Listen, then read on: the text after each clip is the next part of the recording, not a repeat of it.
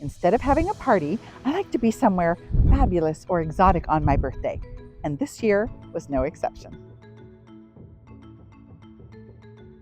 From Victoria Falls, Zimbabwe, it was about an hour drive to the Botswana border, where Kuda escorted me through immigration, including stepping in a chemical solution that sanitized against foot and mouth disease. Then it was another 20 minutes or so to Kasane and the Chobe Crocodile Farm.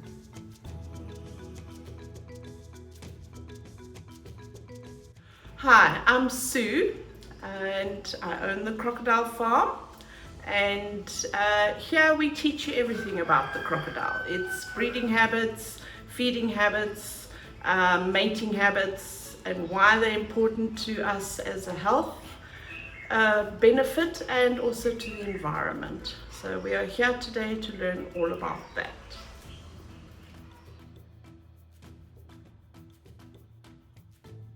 Sue was so knowledgeable and full of interesting facts, like that crocodiles drink very little water and actually absorb it through their skin, and how to tell the difference between a crocodile and an alligator.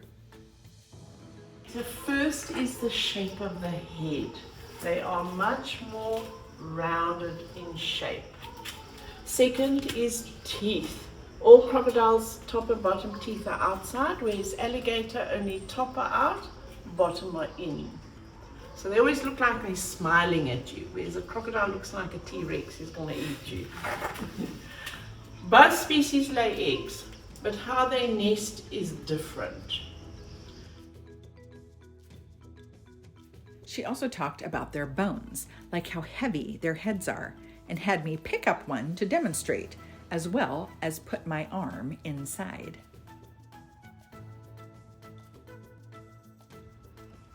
Oh, yeah, that's very heavy. Yeah, so if you remember the teeth and you remember the pressure, you've got no bones left in your arm. Right, it's gone. And if he pulled, he will pull your whole arm out of your shoulder. Off it, yeah.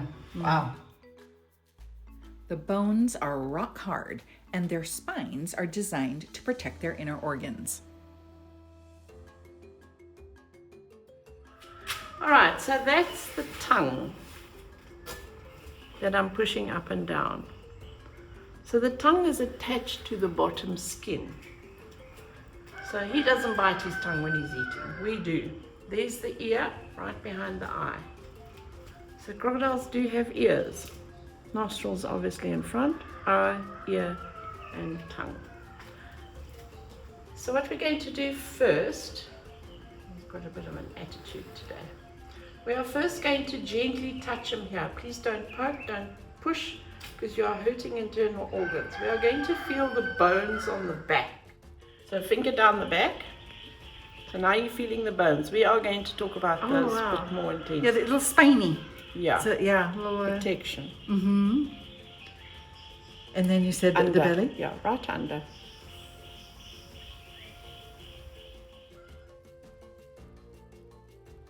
Getting to hold one, even a small one, was quite the thing, and as long as no abrupt movements made him feel threatened, it was safe.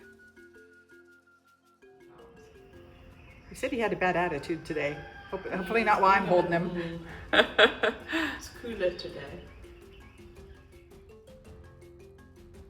From a scientific and analysis perspective, even the poop was worth studying. We are looking at it very carefully because crocodiles have two stomachs. First stomach is for breaking bones. Second stomach is absorption. And stomach acid is very strong, can dissolve gold and silver and soft metal. So your jewelry is not going to identify you. We also went outside and saw how the males lay about absorbing energy from the sun and are separated from the females during nesting. I have actually visited a crocodile farm before in the Philippines, but I learned so much more from Sue. Crocodiles truly are amazing creatures, and while they still look pretty scary, appreciation is a byproduct of knowledge.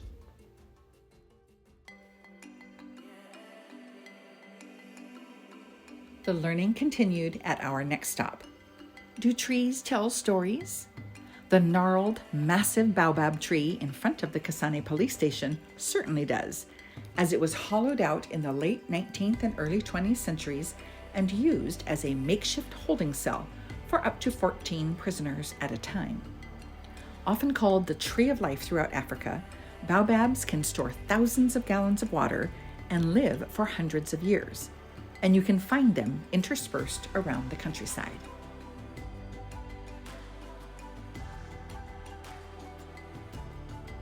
Another magnificent baobab tree is the centerpiece of the luxurious Moana Safari Resort, which seeks to harmonize upscale hospitality with the untamed beauty of the Chobe National Park region.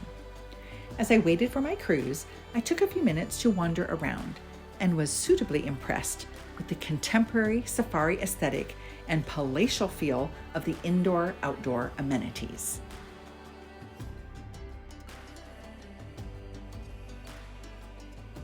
Rustic luxury abounded in the soaring ceilings and architectural details, while the laughter of children frolicking in the pool gave it a family-friendly vacation vibe.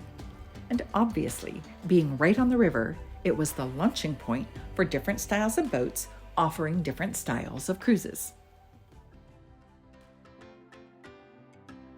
Everyone thought I was bonkers to go to Africa and not go on a safari, but it just really isn't my thing. That being said, the river safari I took on the Chobe in Botswana was my kind of nature. No bugs, no eating dust, no khaki or beige-colored clothing required. And look how much wildlife I encountered, at a safe distance, of course.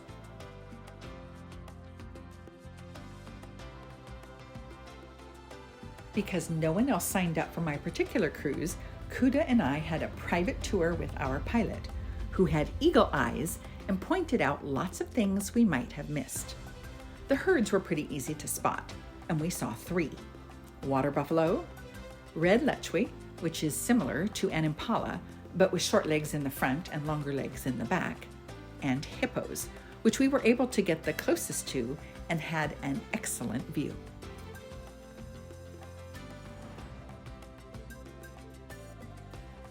It was crocodile nesting season, so we saw a few in the water, but mostly females sitting on their eggs on the marshy bank, keeping a very close eye on any approaching boats. There were a number of majestic birds that I don't remember all the names of, preening and holding still, which made for great photos. But wildlife wasn't the only thing to see on the river. Charming resorts, well-manicured estates, and lodges for renting lined the water's edge, and just the sheer beauty of the landscape was beguiling. It was a gorgeous day with a pleasant temperature while the boat was moving. The cruise lasted about 2 hours, and I'm not sure how much it cost because I paid for it as part of the full-day excursion to Botswana. Regardless, it was the perfect way for me to have a quintessential African experience.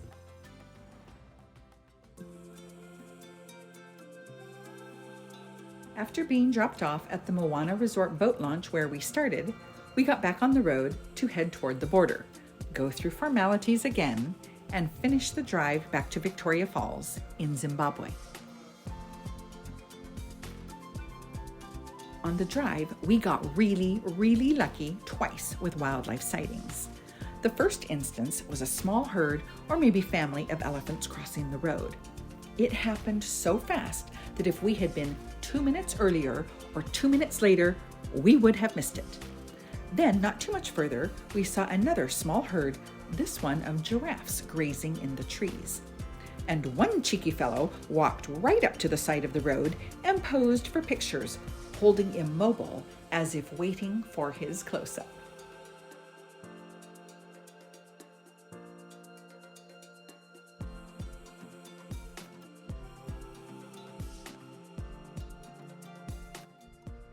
As birthdays go, this was one for the record books. A wonderful day of new experiences with just the right amount of adventure and meeting new people, reminding me of why I love travel so much. And the adventures continued as I made my way to Mozambique, which we'll show you next time. See you then.